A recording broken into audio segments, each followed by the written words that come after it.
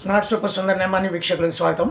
ఈరోజు నేను మాట్లాడాలనుకున్న అంశం ప్రస్తుతానికి ప్రజలు ఆందోళన చెందాల్సిన అవసరం లేదు అనే దాని మీదే నేను మాట్లాడుతున్నాను. ఎందుకంటే పశ్చిమాసియా దేశాల్లో ఉద్రిక్తల కారణంగా లేదా అమెరికా, ఇజ్రాయిల్, ఇరాన్ యుద్ధం కారణంగా జరుగుతున్నటువంటి పరిణామాలు కొంత ఇబ్బందిగానే ఉంది. నిజానికి మనకి ప్రస్తుతానికి 2-3 నౌకలు రావడం జరిగింది. ఇంకా 7-8 నౌకలు వెనక నుంచి వస్తున్నాయి, చమురు నిల్వలతోటి, గ్యాస్ నిల్వలతోటి. కాబట్టి ప్రజలు ఏమాత్రం ప్యానిక్ కావాల్సినటువంటి అవసరం లేదు. నిజానికి మనకి వంటగా సరఫరా 92% వరకు ఆన్లైన్ ద్వారా జరుగుతూనే ఉన్నాయి. దానికి కొరత ఏమీ లేదు ప్రస్తుతానికి. అలాగే పెట్రోల్, డీజిల్కి అస్సలు కొరత లేదు. కానీ చాలామంది పెట్రోల్ బంకుల దగ్గర క్యూ కట్టేసి 20 లీటర్ల క్యాన్లు అవి పట్టుకుని వెళ్ళిపోతున్నారు. కానీ అంత ప్యానిక్ అయ్యి దాచేసుకోవాల్సిన అవసరం లేదు. అసలు దాచుకోకూడదు కూడా ఇంట్లో. 2 దాచుకోకూడని వస్తువులు. ఒకటి ఏంటంటే పెట్రోల్, 2 బాణసంచ సామాగ్రి.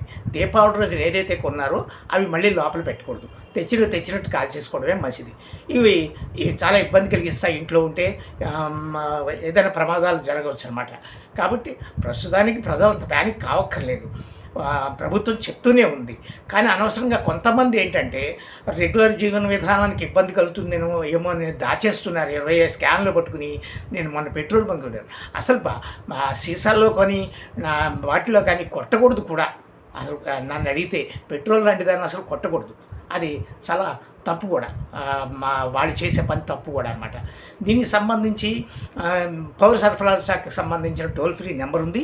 ఎక్కడైనా ఏమైనా అవి ఇబ్బందులు ఉంటే వాళ్ళకి ఫోన్ చేయమని మరీ వారు చెప్తున్నారు. ఏమైనా ఇబ్బందుల్లో ఉంటాయి అనమాట.